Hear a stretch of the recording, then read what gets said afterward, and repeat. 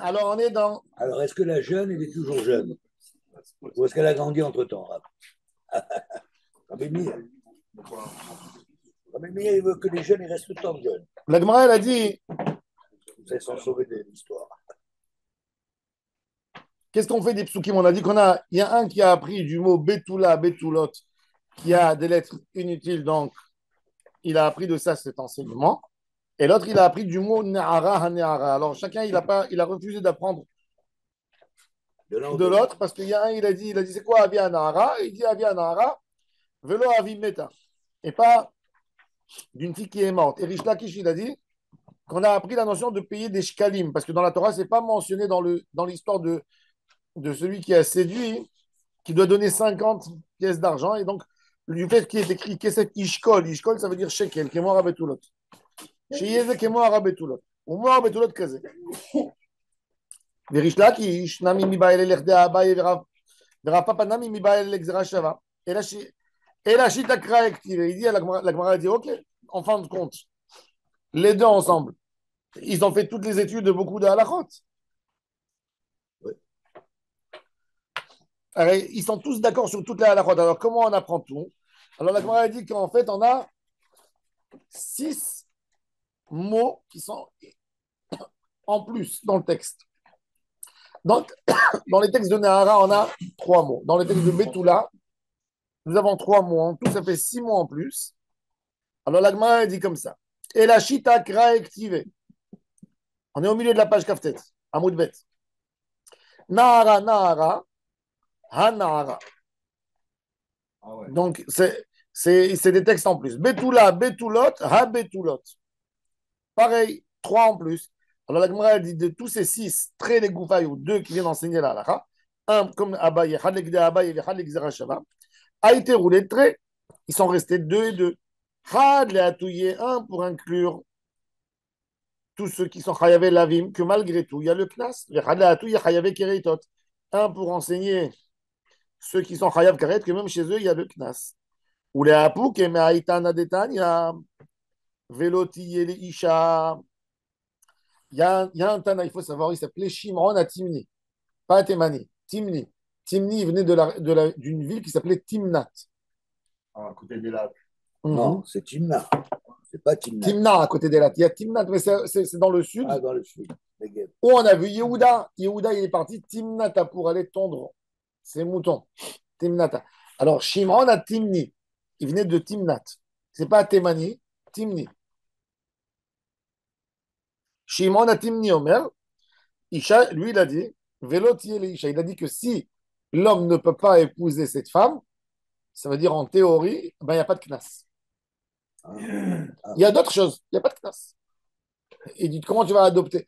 Il dit, si tu adaptes le sujet de la Torah, il faut l'adapter entièrement. Si ce n'est pas valable pour certaines raisons, ben, tu ne peux pas. Ça, c'est Shimon, mais la halakha n'est pas comme lui.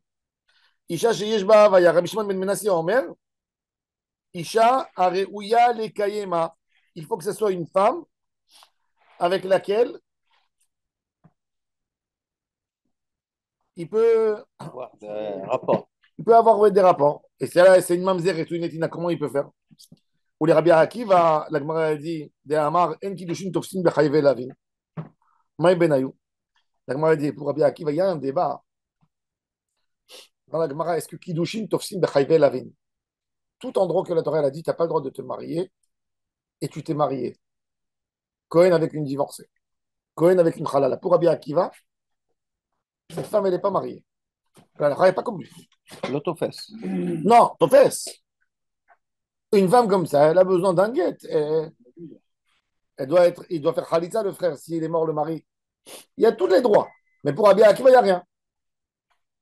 Ça veut dire quoi dans la conséquence, il n'y a rien? Ça veut dire qu'on ne peut pas l'accuser? Non, que demain, elle n'a pas besoin de guet. Elle a des dédommagements. Elle n'a pas besoin de guet si elle s'est séparée de cet homme. Non, mais juste avant, vous avez parlé du knas, le fait de... Non, alors justement, on est dans le sujet, mais on veut savoir, est-ce qu'un mariage, ça attrape ou ça n'attrape pas? Pour Rabbi Akiva, ça n'attrape pas. Même quand il y a un lave, uniquement un lave. On dit ça, à la limite, on peut comprendre. Est-ce que le yiboum, Est-ce que le frère, il peut faire une divorce? C'est une bonne question. Alors Bémet, les Mefarshim, ils posent ta question, ils expliquent que le premier acte a assez d'ochelota assez. Il peut, mais il devra la divorcer tout de suite après. Parce qu'après, il n'y a plus la mitzvah de Yiboum. La mitzvah de Yiboum, elle est que dans le premier rapport, pas dans le deuxième. T'as compris? Parce que lui, il est Cohen. Ah, il va qu'une fois avec elle, en vrai. Il est Cohen. Non. Ah, et Abam, non, Yiboum, non. Il fait, et après, il continue sa vie avec elle. Continue sa vie. Mais- Il est Cohen. Mais celui-là, S'il n'a pas envie de continuer avec elle. son frère, il a fait une avéra. Il y a deux frères Cohen. Parce qu'il a Ah, D'accord? je ne comprenais pas. Il y a deux frères Cohen et il y a un Il y a des frères, deux. il a épousé une divorcée sans enfant. Ouais. Après, il est mort sans avoir des enfants. Et le frère, il dit, moi, si je fais faire la mitzvah du hiboum, je fais une avéra d'avoir une divorcée. Ou je fais une avéra de prendre une halala. Oh là là. Alors, on te dit que le premier rapport, il aurait le droit normalement, parce qu'une mitzvah assez repousse un lot assez.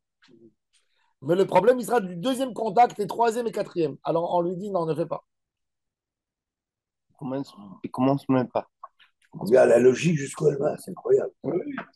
C'est invraisemblable, mais c'est possible. C'est caché les autres. Alors, la Gemara, elle dit, et qu'est-ce qu'il peut y avoir il faut avoir une Havaya. Il y a des qui disent Havaya et l'autre il dit Riouya le Kaima. Havaya, hein. Quelle est la différence entre Shimon Atimni et, et l'autre opinion? Et Rabbi Shimon ben Menassia. Il y a un, il a dit Yeshba Havaya, l'autre il a dit Raoui le Kaima. Yeshba Havaya, c'est-à-dire que le mariage, il n'attrape même pas. Comme une femme mariée, tu peux même pas, elle peut même pas rentrer chez toi. Ça veut dire, il n'y a rien qui attrape. Et l'autre, il dit, non, c'est là, je suis d'accord qu'il n'y a pas de knas. Mais sur une femme où tu peux te marier avec elle, mais tu vas te faire engueuler tout le temps. Comme un Cohen avec une divorcée. Ça, c'est Raoul Kama. Pour Rabbi Akiva, alors la Gemara a dit, lui, Rabbi Akiva, lui, il dit que Enki Dushin Tofsim il n'y a même pas d'anxé, il n'y a même pas de Havaya, il n'y a rien. Alors la Gemara a dit, comment il peut y avoir ici un knas? Maï Benayon. Alors, הגמרא dit ממזר, אמר רבי זרע ממזרת ונתינה איכא בניו. למאן דאמר יש בה הוויה, הנמי יש בה הוויה. למאן דאמר ראויה לקיימה, אינה ראויה לקיימה. ולרבי עקיבא דאמר אין קידושין תופסים בחייבי אליו עם מאי בניו. Qu'est-ce que tu peux ajouter? איכא בניו אלמנה לכהן גדול. Un Kohen Gadol qui a violé une veuve. En théorie. S'il a violé une veuve, il n'est pas Kohen Gadol, d'accord? S'il a violé, il n'est pas.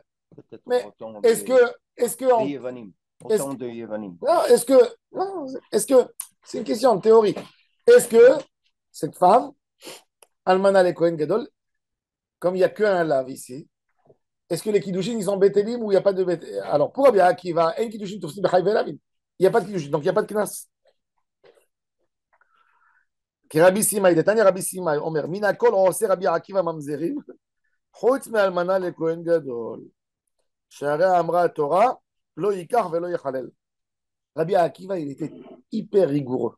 Il a dit, quand tu dis En Kiddushin Tofsin, il faut savoir, tout celui qui a pas, que le mariage, il n'y a pas de mariage, il fait un mamzer. Ça, c'est la règle. Comment, tu vas avoir une règle simple. Comment un enfant, il devient mamzer? De quelle relation un enfant, il devient mamzer? Il n'y a pas eu mariage. Toute femme, ou même si tu lui donnes une bague, il n'y a pas de mariage. Comme sa sœur, la sœur de sa femme, toute la harayot de la Torah. Si tu donnes une bague avec deux témoins, il y a un mariage? Il n'y a rien. L'union, cette union interdite, l'enfant qui va sortir, il sortira mamzer. Tandis que si tu donnes une bague à une divorcée, il est Cohen, le mariage, il attrape. Donc, l'enfant, il va sortir, il n'est pas mamzer, il sera halal. Mais pour Rabbi Akiva, tout endroit où la Torah elle a dit non, pour lui, il n'y a pas de mariage. Donc, il a fait de tous les interdits mamzer. Par exemple, un classique, selon Rabbi Akiva, d'accord? Une femme, elle n'a pas reçu le guet de son mari, elle s'est mise avec quelqu'un. Avant le guet. Pour elle, c'est pas important, elle sait qu'elle ne vit plus avec lui. Elle ne pense pas qu'elle le trahit dans sa tête. D'après la halakha. Elle est interdite à son mari. Alors, elle ne peut pas se marier ni avec le premier, puisqu'elle était déjà avec un homme dans le cadre de son mariage avant de recevoir son guet, et elle est interdite même au deuxième. D'accord?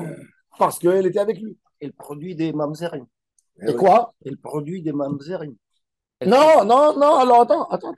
Non, justement, Oui, elle fait des justement, non, justement. Maintenant, elle a eu à en fin de compte son guet. Elle vient, elle veut se marier avec lui, avec ce monsieur.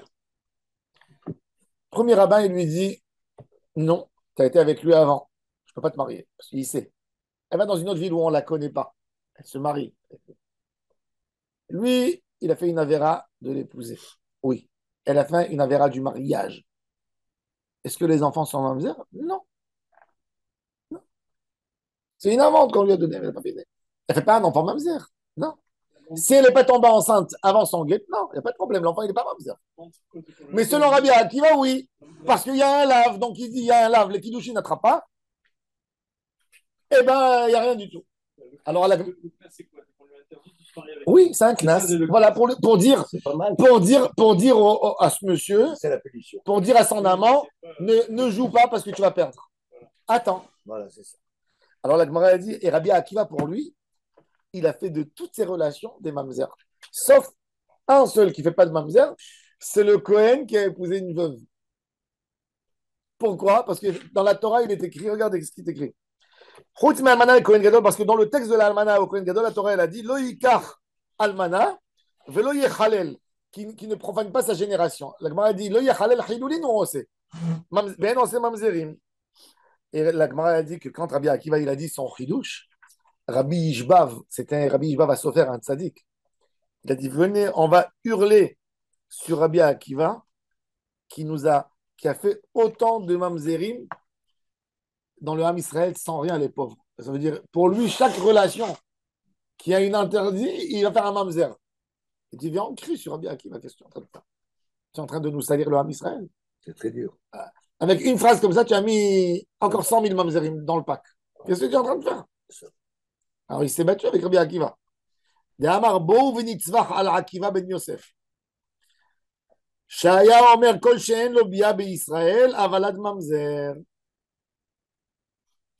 Il dit, et pour lui, dans tout, il n'y a pas.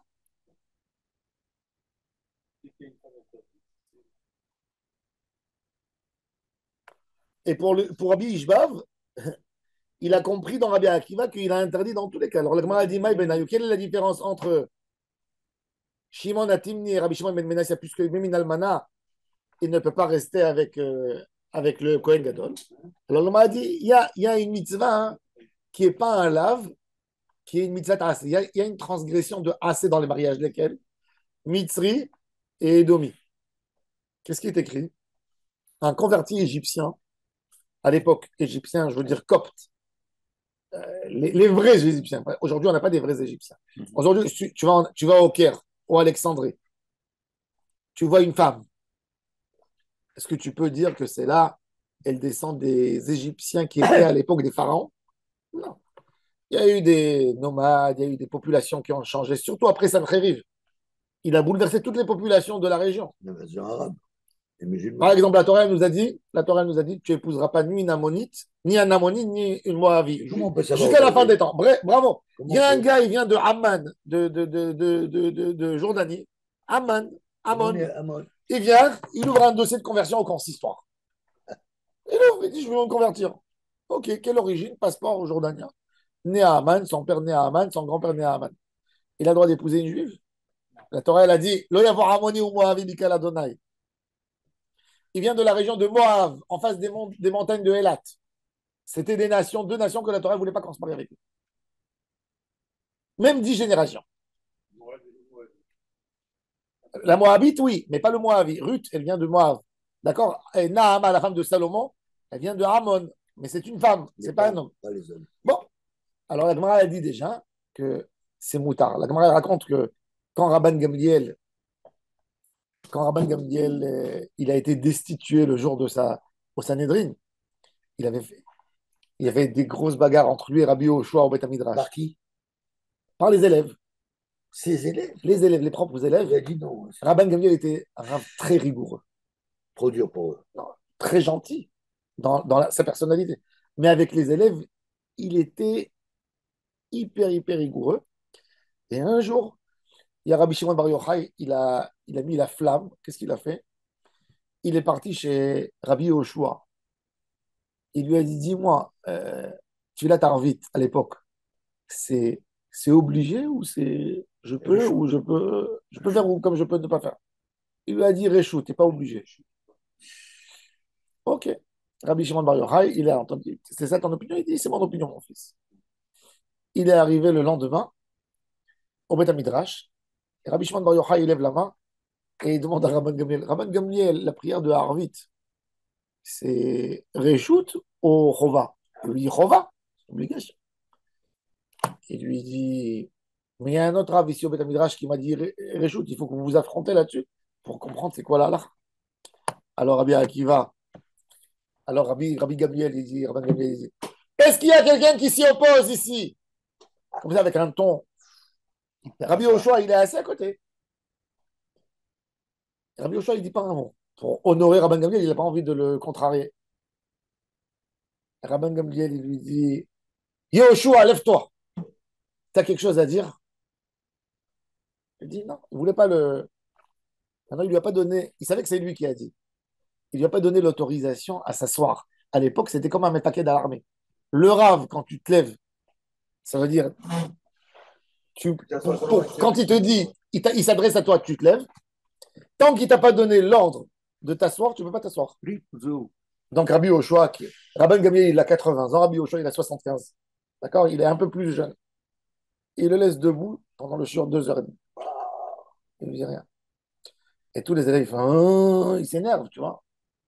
Ça et encore plusieurs choses. Et Rabbi Ochoa, un jour, il avait fait le compte à l'époque, c'était le mois d'après la Réia, d'après les témoignages et pas d'après le calendrier.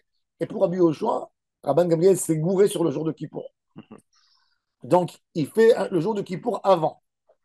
Et Rabban Gamliel l'oblige de transgresser son jour de Kippour. À venir avec la canette Et et son lui, tu viens avec ton portefeuille chez moi. Et quand il vient, Rabban Gamliel le reçoit, lui fait un festin. Et donc, il est obligé de manger pour Rabban Gamliel. Et Rabban Gamliel, après, il se lève, il embrasse dans le front, il lui dit, bienvenue, mon élève et mon rave. Mon élève, que tu as accepté ce que je dis, et mon rave, que tu m'as montré à quel point tu es dévoué pour la Torah. Bon, dans le public, ils n'avalaient pas ça. Un jour, ils ont dit, Rabban Gamliel est trop orgueilleux, même avec les élèves. Il a imposé, c'était écrit sur le Beth Midrash, tout homme que son cœur n'est pas comme son apparence, qui ne rentre pas ici. Le Beth Midrash s'est vidé, ils avaient peur. Rabban Gamliel, il tournait, il regardait comme ça les élèves. Ils ont dit, on va le destituer. Et il dit, qu'est-ce qu'on va mettre à la place? Et Rabbi Yoshua, non, on ne peut pas. Rabbi Yoshua, c'est son opposant. On va mettre Rabbi Akiva. Rabbi Akiva, il n'a pas une grande richesse et il n'a pas le mérite des parents parce que c'est un converti. Et on va mettre, non, on va mettre Rabbi Elazar ben Azaria, qui est arrière-petit-fils de Ezra Sofer, multimilliardaire. Bon, il était jeune, il n'y avait pas la part. Bref, toute une longue histoire. Il en nommait Rabban Gamliel. Vous croyez qu'il s'est vexé?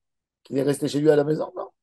Il est parti au Beth Midrash, il ne s'est pas assis dans la place du Nassi, il s'est assis comme les élèves. Au fond. Ce jour, Rabbi Elazar ben Azariah a dit, enlevez-moi ces panneaux, tout ce qu'il a mis Rabban Gamliel, tous ses ordres, ses gardiens. Il a tout jeté, il a tout changé. Il a pris les bancs, il a tout enlevé. Ce jour, il y a eu encore 400 bancs qui ont été rajoutés au Beth Midrash, des élèves qui sont venus étudier la Torah. Et Rabban Gamliel, il avait une grosse peine. La Rosra. Il a dit, tout cela, je leur ai empêché d'étudier la Torah. 1500 élèves. Bon, le soir, on lui a montré quelque chose et la Gemara a dit, il avait tort, mais il était trop rigoureux parce que lui, il voulait une Torah d'élite. Il ne faut pas une Torah d'élite. Perfectionniste. Bon, bref, la Gemara raconte, Rabbi Ochoa, il n'a plus peur maintenant de Rabban Gamliel, c'est plus le Nassi. Donc, dès que Rabban Gamliel il met une halakha, Rabbi Ochoa, il lui, pas gentiment, mais il lui dit, je m'oppose à toi. Avant, je ne m'opposais pas pour ne pas te vexer. Une des choses, ce jour-là, tous les gens, ils ont dit que Rabban Gamliel les embêtait au Bédine et tout ça, ils viennent rouvrir les dossiers. Il y a un converti, Harmonie, il vient au Beth Midrash, Un harmonie. de Hamon, il vient et dit, je veux me marier avec une femme juive. Rabban Gamliel, il se lève, il dit, interdit, le avoir Harmonie ou Moavé. Rabbi Ocha, il se lève, il dit, moutard de te marier avec elle.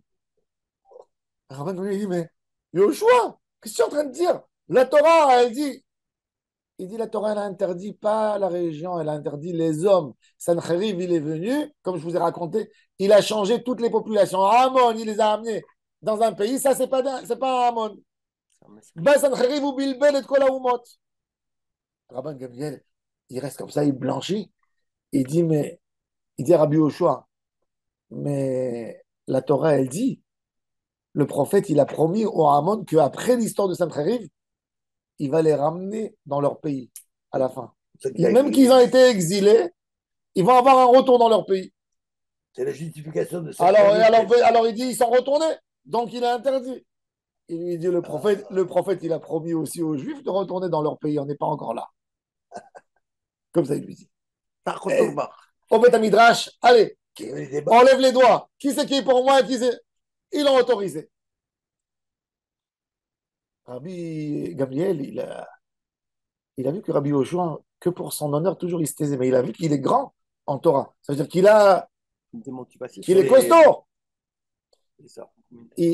Il va quelques jours après dans la maison de Rabbi Yoshua pour prendre avec lui un thé qui lui pardonne. Même si il dit je dois demander pardon, moi je l'ai trop rabaissé. Chaque fois qu'il disait je le jetais. Mais il faut savoir que même c'est le maître. Mais il faut savoir que même Rabbi Yoshua il avait ses élèves. Les élèves de Rabbi Yoshua, c'était Rabbi Meir et Rabbi Nathan qui faisaient comme ça, Rabban Gamliel tout le temps. Un, un, un jour, Rabbi Meir, il a dit à Rabbi Nathan, pour que vous compreniez, parce qu'eux, ils étaient vexés pour le Rav, pour Rabbi Yoshua. Ils ont dit, on va embêter Rabban Gamliel, on va lui poser des questions où il ne saura pas de quoi répondre. Et on va l'humilier devant tout le monde. Et après, on va s'adresser à Rabbi Yoshua, il va nous répondre. Ils ont dit, on va choisir un texte d'une Maseret Tvoulium, dans le Seder Teharot, que personne n'étudie. La même nuit. Il y a un des élèves qui a entendu ça, et il ne voulait pas rapporter. Il ne voulait pas aller rapporter. Mais qu'est-ce qu'il a fait? Il s'est mis sous la fenêtre de Rabban Gamliel et il criait les Mishnayot de Tvoulium. Et Rabban Gamliel, au début, il s'énervait. Il y a quelqu'un qui vient l'embêter dans son sommeil. Mais comme il a entendu les Mishnayot, il a dit, il étudie, moi aussi je vais étudier. Il révisait. Et l'autre, il a lu toutes les Mishnayot. Le lendemain, parce qu'à l'époque, on venait au Beth Midrash et on posait des questions. Rabbi Meir et Rabbi Nathan, ils sont venus, ils ont commencé à lancer les questions sur le sujet de Rabban Gamliel, comme il a révisé la veille toutes les Mishnayot. Tout de suite, il les a éclatés. Tac, tac, tac, tac. Après, il a dit, mais attends, il a compris que cet élève, il voulait son bien pour le sauver de l'humiliation. Pourquoi vous posez ces questions? Il a dit comme ça, il a dit, Rabbi Meir, tu ne rentres plus au Beth Midrash. Et Rabbi Nathan a été destitué. Depuis ce moment, les élèves de Rabban Gamliel, ils ont voulu Rabbi Meir. Bon, ça veut dire que ce n'est pas si facile que ça. En tous les cas, Rabbi Yoshua, il a autorisé. Alors, il est venu chez lui, Rabban Gamliel. Quand il rentre dans la maison de Rabbi Yoshua, il voit les murs noirs. Et il voit des sacs de charbon. À l'époque, pour vendre du charbon des mines, ça amenait des maladies, manque de respiration. Qui c'est qui vendait le charbon? Les plus pauvres. Alors, il dit à Rabbi Yoshua, des murs de ta maison, on voit que tu vends du charbon, tu es un vendeur de charbon. Alors, il lui a dit, Rabbi Yoshua, heureux qui t'ont destitué, un chef de la génération qui ne voit pas la souffrance des gens qui étudient la Torah, qui n'ont pas de quoi manger. Toi, tu étais un chef, tu ne savais pas que moi, je n'ai pas de quoi donner à mes enfants. Des années, je suis dans la yeshiva, tu m'as posé une fois la question, comment je nourris ma famille? Maintenant, tu viens voir mes murs. Et il dit, pardonne-moi. Rabbi Yoshua, il tourne la tête comme ça. Pardonne-moi pour notre amitié d'enfance. Il dit, pour l'amitié d'enfance, j'ai pas le droit de te pardonner, tu l'as profané. Il baisse la tête comme ça. Rabban Gamliel. Et il dit, un grand, c'est pas. Il lui dit, pardonne-moi pour papa, qui t'aimait. Et pardonne-moi pour mon père. Il se lève, il l'embrasse. Et ça, c'est terminé l'histoire. Alors, après, l'après-midi, ils les ont vus assis, parler, rigoler entre eux. Alors, ils sont partis dire à Rabbi Elazar ben Azaria, ils vont te destituer. Les élèves avaient très peur. Ils ont dit, s'ils ont fait la paix, Rabban Gamliel, il va reprendre le pouvoir. Qu'est-ce qu'il va nous faire maintenant? C'est comme Trump qui revient au pouvoir. Qu'est-ce qu'on va faire? Alors, bref, ils ont envoyé Rabbi Akiva. Ils ont laissé Rabbi Elazar ben Azaria une semaine sur 3 pour aussi avertir Rabban Gamliel, attention, ne joue plus. Ne sois pas dur, tu seras trop dur, on va te faire descendre. Et Rabban Gamliel, c'est un tzaddik amour. Qui nous sommes pour. Nous, on juge l'histoire avec 2000 ans ouais, de recul. Mais Rabban Gamliel, c'était sa méthode. C'était une Il a méthode sauvé le d'enseignement. judaïsme. C'était une méthode d'enseignement. La Gemara a dit que quand Rabban Gamliel il est mort, le kavod de la Torah est mort avec lui. Pourquoi? Rabban Gamliel interdisait, au moment où on révisait, où on étudiait la Torah, de réviser assis. Il dit pour l'honneur de la Torah, il faut l'étudier debout. Que quand il y a des débats, il permettait de s'asseoir. La Gemara a dit jusqu'à Rabban Il Gamliel. lisait d'abord la Mishnah. Voilà, quand on lisait, après, on se tenait debout comme dans Matan Torah et on révisait, on révisait, on révisait. Que l'explication, les trucs, on avait le droit d'être assis. Mais sinon, il fallait être debout. Ça pouvait durer 6 heures debout. Comme si c'était dans la Hamida. Alors la Gemara a dit du moment où il est mort, Rabban Gamliel, le kavod de la Torah a été. Il n'y a plus de kavod à la Torah. Ça veut dire comprenez l'homme. Ça veut dire l'homme, il fallait que ça soit tout à la règle. Et c'est pour ça, il y avait d'autres sages qui disaient non, ouvre à tout le monde, ouvre plus. C'est une question, c'est une vraie question. Même aujourd'hui, c'est une vraie question. Est-ce que tu veux ramener les jeunes dans une synagogue et tu leur dis allez, buvez, faites ça? Ou, mais est-ce que, d'accord, mais est-ce que ça veut dire que les autres ont mal fait? Non, c'est deux on comportements. a toujours le même débat. Quand ils étaient ces tzadikim dans leur génération à eux. Bon, mais non, voilà, c'est quoi les limites? C'est quoi les limites? Tu as toujours les gens qui sont l'académie, qui sont là pour donner un haut niveau, et tu as ceux qui veulent ouvrir à tout le monde. Est-ce qu'on veut une quantité ou on veut une qualité? C'est un débat. On ne peut pas trancher là-dessus. Moi, je ne sais pas trancher là-dedans. Et je pense que personne de nous peut trancher. Qu'est-ce qu'il faut? Alors, qu'est-ce que vous disiez de Chabad? Je ne sais pas. Je n'ai pas à moi à dire. Je ne sais pas. Je ne sais pas. Tu veux que je te dise? Je ne sais pas. Je ne sais pas en réalité qu'est-ce qui est mieux. Ça dépend du pays, ça dépend de l'endroit, ça dépend de la situation, ça dépend du temps. Il n'y a rien à faire. C'est comme ça. L'exemple que tu as donné au début, le gars qui vole et qui part en courant et tout, Oui. il a été sauvé. Oui, tout à fait, je suis d'accord. C'est compliqué, c'est très difficile. C'est difficile, non? C'est difficile. On ne peut pas adresser une loi générale. C'est du cas par cas. Alors la Gemara a dit, alors bon, alors en tous les cas, il a autorisé. Alors la Gemara a dit, Mitzri et Edomi. Maintenant, le Harmonie ou Moavi, ils ont un lave dans la Torah. C'est très intéressant. La Torah elle nous a interdit de se marier avec 4 nations. La Torah elle nous a interdit 4 nations. Elle nous a interdit Ammon, Moab. Ça, c'est Loyavo. C'est exactement comme Mamzer.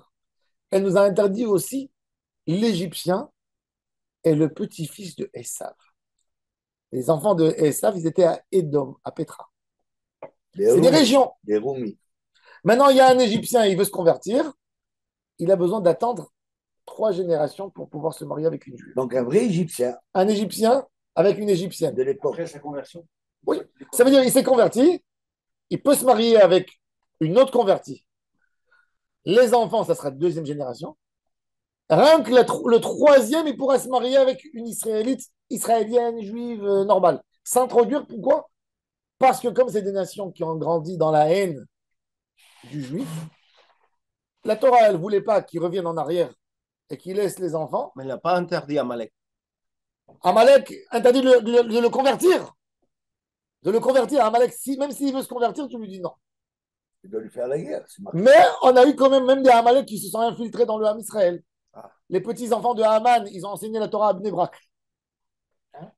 Il y a des qui disent que même Rabbi Shmuel Bar Shilat, il est sorti d'eux. La Gemara a dit, Rabbi Shmuel Bar Shilat. Il y a le Baal HaTurim, il a censuré la Gemara Ibn Banav chez Haman. Il a dit, il ne faut pas dire Haman, il faut dire Naaman. Mais tous les autres, ils ne sont pas été d'accord avec lui. Il y a des enfants, il y a des Amalek. S'il n'a pas raconté d'où il vient, il y a un gars, il sait que c'est un petit-fils de Hitler, imagine-toi en théorie, d'accord? Il y a le petit-fils de Hitler, il vient, il tape au consistoire, il dit je veux me convertir. On lui dit non, on ne touche pas de dossier. Parce qu'après la guerre. Pourquoi? Parce qu'on n'a pas envie. Pas parce qu'on met un doute. Pas parce qu'on met un doute dans ta sincérité. On n'a pas envie de rentrer là-dedans. Demain, les gens à la synagogue, ils vont te dire on n'a pas envie, on devra te protéger, on va interdire de parler d'Hitler. On ne veut pas. On veut pas. S'il n'a pas raconté son identité. On lui a dit comment il s'appelle ton père? Mon père, c'est un Allemand, Ludovic. Zéro. On l'a converti. Après, il s'avère qu'il est Amalek. Ben, on lui annule pas sa conversion. Mais on ne le reçoit pas dorénavant. Alors, on a les 4 peuples. Alors, il faut se rappeler. Ammon, Moab, tout le temps, c'est interdit. Mitzri et Edom, 3 générations. Alors, la Gemara, elle dit, par contre, chez eux, c'est écrit Dor Shlishi Yavo Lahem Bikal Hashem. Ça veut dire que la Torah, elle n'a pas dit Lo Yavo, elle a rien que dit. Et cela, que la 3e génération va rentrer. Mais elle n'a pas dit le nom. Elle a dit un AC. Ça s'appelle Lav Abba Michlal AC. C'est exactement comme dans les Lav Abba Michlal AC. Un interdit qui vient d'une obligation de faire. Ça veut dire, c'est quand j'explique toujours ça pour expliquer c'est quoi Lav Abba Michlal AC. En Israël, tu as les feux de route. Tous les feux de route. Les panneaux de route. Tu as les panneaux bleus et tu as les panneaux rouges. Le panneau bleu, c'est une indication, il faut faire comme ça.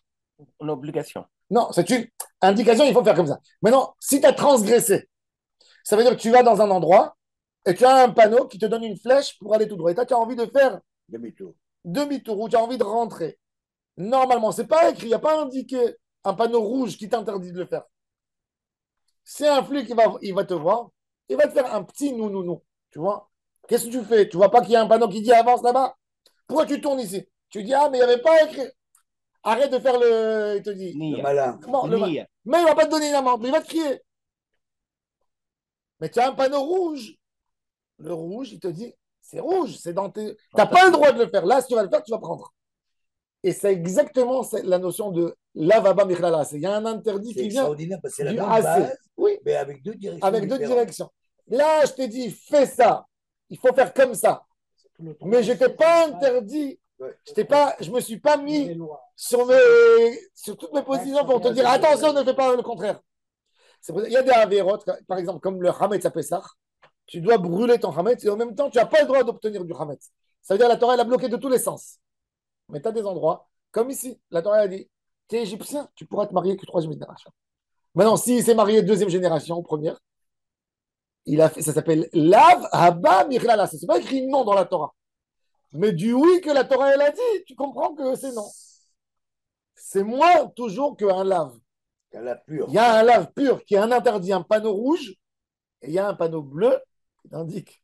Et ça, c'est au niveau des avérotes. Alors la Gemara a dit voilà, qu'est-ce qu'il va dire Rabbi Akiva? Alors il dit Rabbi Akiva dans un lave Abba Michlal Aseh, peut-être il sera d'accord, il va dire que le mariage, il attrape. Si un homme comme ça, il se marie avec cette fille, d'accord? Est-ce que, d'après Rabbi Akiva, il fait un mamzer? Parce que lui, pour lui, il dit que tout endroit où il y a une est-ce qu'il est obligé de la divorcer? Question. Et oui, c'est l'histoire d'une Cohen qui trouve une bétoula impeccable et tout ça. Alors